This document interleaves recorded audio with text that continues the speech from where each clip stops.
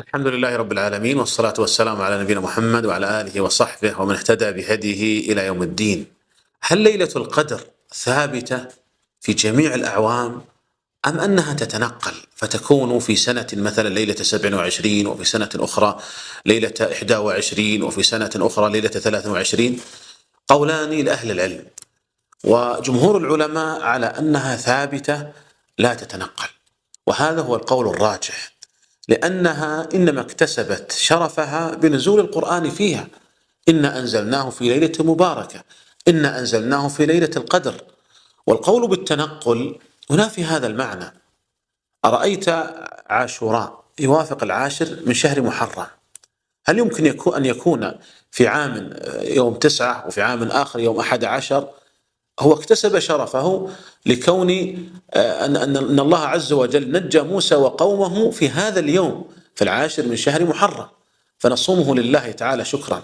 هكذا أيضا ليلة القدر اكتسبت شرفها بنزول القرآن فيها، فالقول بالتنقل ينافي هذا المعنى.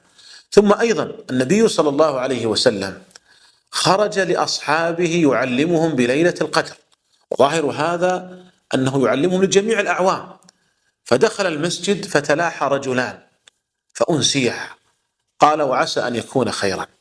لو كانت ليلة القدر تتنقل لكان لما أنسيها في هذا العام أخبر بليلة القدر في العام المقبل أو العام الذي بعده أو العام الذي بعده.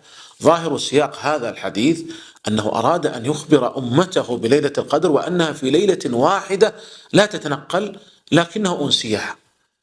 هذا هو الظاهر، وهو المأثور عن الصحابة، هو ظاهر المنقول عن الصحابة رضي الله عنهم. ولهذا كان أبي رضي الله عنه يقول إنها ليلة 27 على الدوام، ولم يقل إنها تتنقل. وكذلك أيضا الآثار المروية عن عمر وعن ابن عباس، هذا هو ظاهر المنقول عن الصحابة. والقائلون بالتنقل قالوا إنه ورد أن النبي صلى الله عليه وسلم أري أن يسجد في صبيحته في ماء وطين، وأنه رؤي صبيحة 21 وأثر الماء والطين على جبهته. نقول أيضا رؤي صبيحة 23 والماء والطين على جبهته، فليست ليلة 21 بأولى من ليلة 23. وكما يقول بعض أهل العلم إن المطر إذا نزل فإنه في الغالب يتتابع، فليس هذا بدليل قاطع على أن تلك الليلة كانت هي ليلة القدر.